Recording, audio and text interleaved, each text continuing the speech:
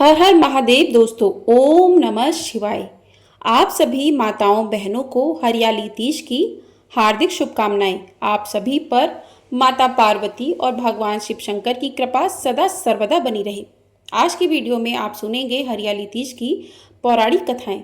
हरियाली तीज का यह पर्व केवल एक परंपरा नहीं बल्कि स्त्री की शक्ति, श्रद्धा और प्रेम की उत्सव है। यह व्रत उन देवी पार्वती की स्मृति है जिन्होंने अनगिनत जन्मों की तपस्या के बाद भगवान शिव को अपने पति के रूप में प्राप्त किया था।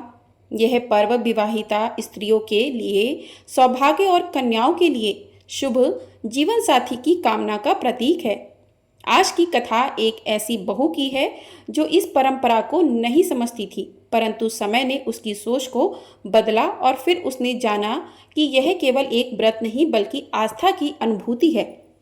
और आज के इस वीडियो में आप न केवल हरियाली तीज की व्रत कथा सुनेंगे बल्कि हरियाली तीज का व्रत किसी आधुनिक सोच रखने वाली एक महिला के जीवन को कैसे परिवर्तित कर देता है, इस बारे में भी जानेंगे। एक कहानी के माध्यम से आपको पूरा वृत्तांत सुनने को मिलेगा, इसलिए आप धैर्यपूर्वक इस कहानी को, कथा को पूरा अवश्य सुनिएगा। श्रावण मास का प्रथम पक्ष चल रहा था। आसमान में हरियाली की छटा थी, लेकिन गौरी बाई के मन में हरियाली तीज को तैयारी की उमंग कुछ और ही थी। हाथों में मेहंदी की थाली, तुलसी और बिलपत्र का सजा पिटारा और पीले वस्त्रों में लिपटी उनकी आस्था को देखकर पूरा आंगन भक्ति से महक रहा था। तभी वैदेही, जो नगर की पढ़ी लिखी बहू थी, बाहर आई और माथे पर हल्की भैं चढ़ाते हुए बोली, माँ, जो यह क्या है? आप हर साल यह उपवास करती हैं, बिना जल बिना अन्न। क्या इससे सचमुच कुछ होता है? गौरीबाई मुस्कुराई, मानो वर्षों पहले की कोई स्मृति चाह गई हो। उन्होंने वैदेही को समीप बिठाया और कहा, बिटिया, जब आस्था होती है ना, तब प्रश्न नहीं होते, और जब संशय होता है तब अनुभव भी नहीं होते। वैदेही थोड़ा असहज होकर बोली, माँ जी, मैं परंपराओं का सम्मान करती हूँ, लेकिन इतना कठोर व्रत, और वह भी किसी पौराणिक कथा के आधार पर। गौरीबाई ने हल्के और मधुर स्वर में कहा, तो सुन, आज से बहुत पहले हिमवान की पुत्री और मैना देवी की कन्या ने यह व्रत रखा था, और उस व्रत ने कैसे उनके जीवन को बदला वह कथा मैं तुझे सुनाऊंगी।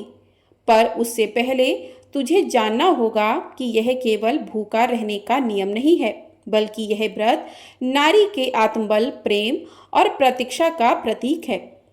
वैदेही ने देखा उसकी सासू की आंखों में श्रद्धा के साथ गर्व भी था, पर अभी उसका मन पूरी तरह विश्वास से भरा नहीं था।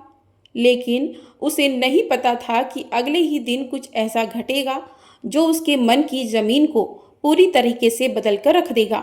श्रावण मास का वो अत्यंत उमस भरा दिन था। सासू माँ पूजा की तैयारियों में लगी थी और वैदेही अपने कमरे में मोबाइल पर व्यस्त थी। तभी घर के आंगन में जोर की आवाज आई, अरे बेटा संभल। भागती हुई जब वैदेही नीचे पहुंची तो देखा उसका छोटा बेटा नंदन सीढ़ियों से फिसलकर गिर गया था। सिर पर हल्की चोट पर उसके चेहरे पर डर साफ था। गौरीबाई ने तुरंत शिवलिंग पर रखा जल अपने हाथों में लिया, बेटे के माथे पर बेलपत्र रखा और बोली, भोलेनाथ रक्षा करें, बालक को कुछ ना हो। और उसी क्षण वैदेही के मन में एक टीस उठी, उसकी आंखें भर आईं। बेटे को गोद में उठाते हुए वह सोचने लगी, अगर मैं एक दिन पूजा करती तो क्या यह टल सकता था? माँ जी तो हर दिन मंत्र, व्रत और पूजा में लगी रहती हैं, और मैं केवल तर्क में उलझी रही। फिर रात को बेटे को सुलाकर वैदेही अकेले आंगन में बैठी थी। हवा में बेलपत्रों की गंध थी, कहीं दूर से मंदिर की घंटी बज रही थी। तभी उनकी निगाह सासू माँ के पूजा स्थान पर पड़ी, जहाँ एक ओर देवी पार्वती की सुंदर प्रतिमा थी और वहीं पर दूसरी ओर जल से अभिषेकित शिवलिंग थी। उसने पहली बार झुककर देखा और मन ही मन कहा, अगर आप सच में हैं तो मेरी परीक्षा ना लें। माँ जी से कहूँ क्या? शायद अब समय है। फिर सुबह होते ही वैदेही ने स्वयं ही सासू माँ से कहा, माँ जी, कल जो हुआ उसने मुझे हिला दिया। मैं जानना चाहती हूँ इस व्रत की सच्चाई। आप मुझे बताएंगी क्यों करती हैं हरियाली तीज? गौरीबाई मुस्कुराई। अच्छा, अब तू सुनने को तैयार है तो आजा। आज तू सुनेगी वह कथा जो स्वयं देवी उमा गौरी की जीवन गाथा है, जिस व्रत ने ही उन्हें शिव जी की अर्धांगिनी बनाया। गौरीबाई ने वैदेही को पास बिठाया, उसके माथे पर स्नेह से हाथ फेरा और कहा, बेटी, जिस व्रत को तू जानना चाहती है वह केवल एक पूजा नहीं, वह माँ गौरी के जीवन का वह तप है जिसमें एक कन्या संकल्प लेकर स्वयं शिव जी को पति रूप में पाने के लिए वर्षों तक तप करती रही। सुन बेटी वो कथा। हिमालय पर्वत पर देवी मैना और राजा हिमवान की कन्या के रूप में जन्मी कुमारिका पार्वती बचपन से ही परम तेजस्विनी, संयमशील और शांत स्वभाव की थीं। एक बार नारद मुनि वहां पधारे और उन्होंने माता मैना से कहा, आपकी पुत्री कोई साधारण कन्या नहीं, यह स्वयं शक्ति स्वरूपा है। इनका विवाह केवल भगवान महादेव से ही संभव है। सुनकर मैना देवी चिंतित हुई। महादेव जो अवगढ़ विरक्त शमशानवासी हैं, क्या मेरी सुकुमारी पुत्री उस जीवन को निभा पाएगी? पर देवी पार्वती ने सुना तो स्वयं कहा, माँ, मेरा हृदय तो जन्मों से उन्हीं के प्रति समर्पित है, मुझे कोई और स्वीकार नहीं है। और तभी देवी पार्वती ने एक संकल्प लिया कि जब तक स्वयं शंकर जी आकर मुझे अर्धांगिनी के रूप में स्वीकार नहीं करेंगे, मैं अन्न और जल का त्याग कर हरियाली तीज के दिन व्रत कर उसे तप से प्रसन्न करूंगी।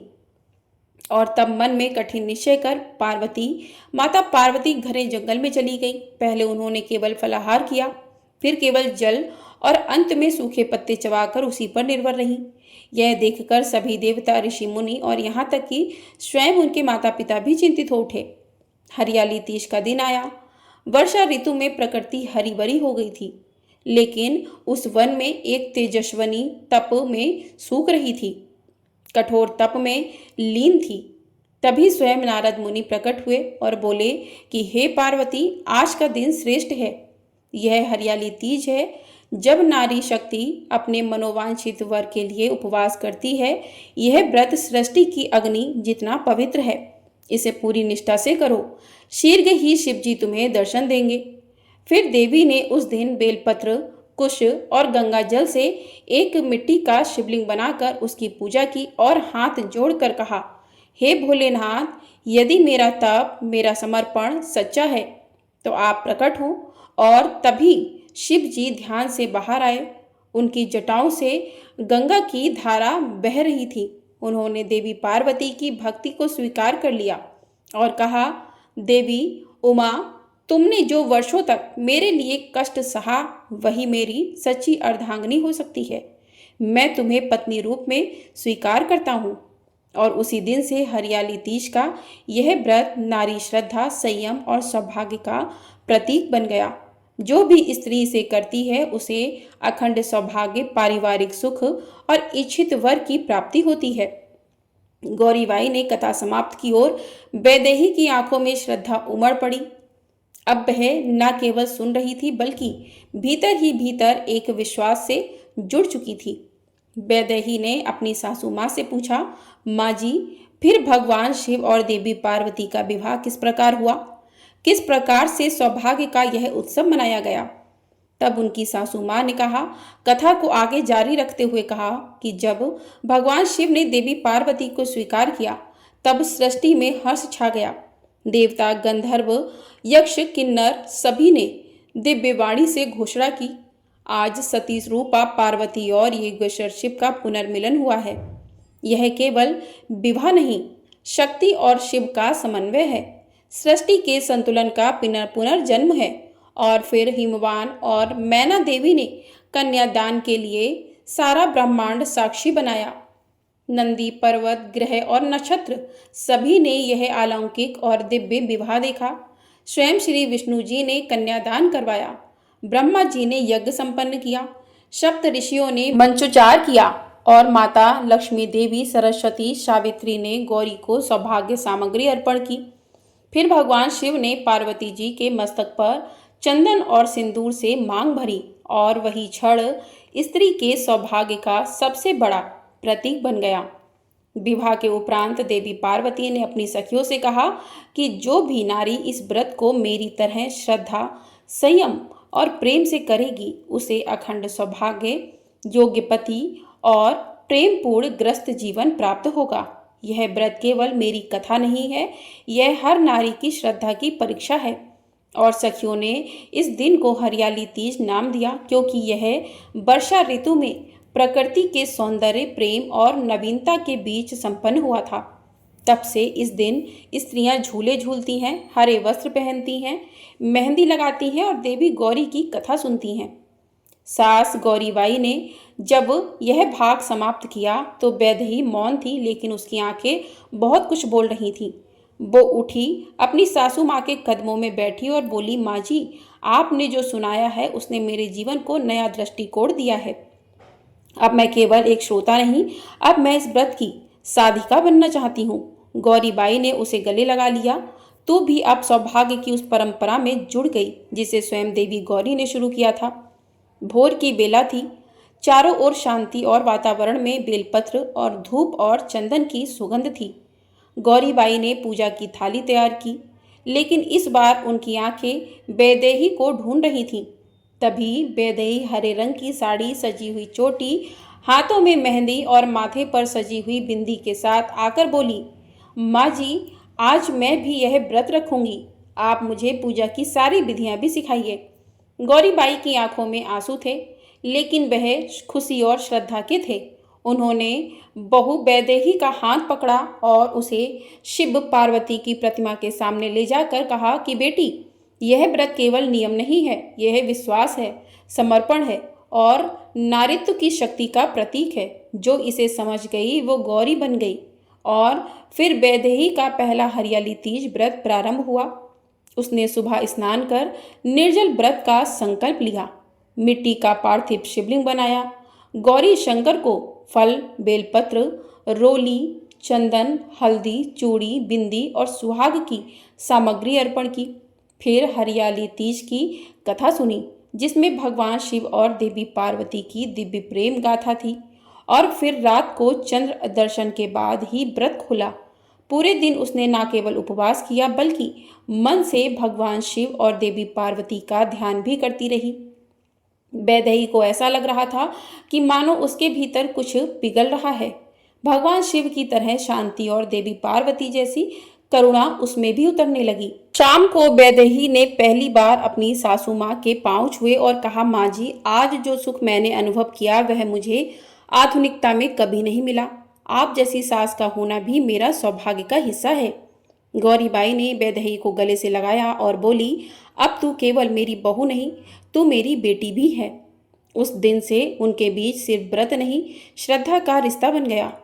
हरियाली तीज की कथा सिर्फ पार्वती जी के तप की नहीं है, यह हर उस स्त्री की यात्रा है जो विश्वास, प्रेम और समर्पण के मार्ग पर चलती है। जो इस व्रत को तन मन से करती है उसके जीवन में प्रेम, सौंदर्य और स्थायित्व आता है। तीज का अगला दिन था। गांव की पगडंडियों पर हरे रंग की चुनरियां लहरा रही थीं। सभी स्त्रियां, किशोरियां, बहुएं, बेटियां, सबके हाथों में पूजा की टोकरी थी।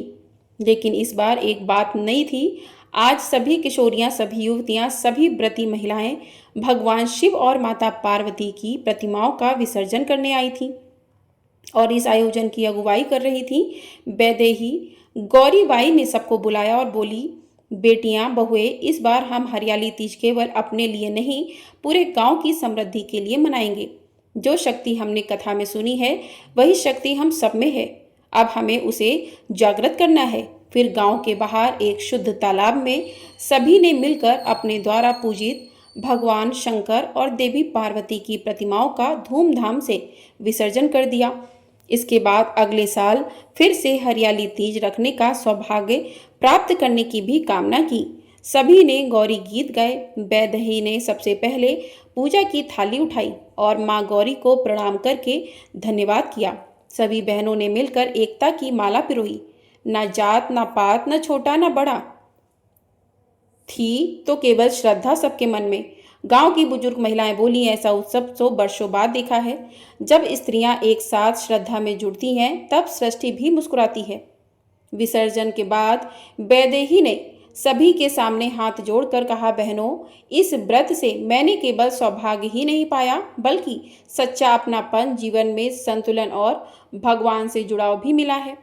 आइए हम सभी हर वर्ष इसी परंपरा को जीवंत रखें और नई पीढ़ी को इसका महत्व भी सिखाएं। हरियाली तीज केवल एक स्त्री का व्रत नहीं बल्कि यह उस सांस्कृतिक धरोहर का पर्व है जो प्रेम, विश्वास, एकता और श्रद्धा से भरा हुआ है। जिस घर गांव में तेज विधि पूर्वक मनाई जाती है वहां देवी गौरी और भगवान शिव की कृपा से सुख, सौभाग्य, समृद्धि और शांति का वास होता है। कथा समाप्त हुई।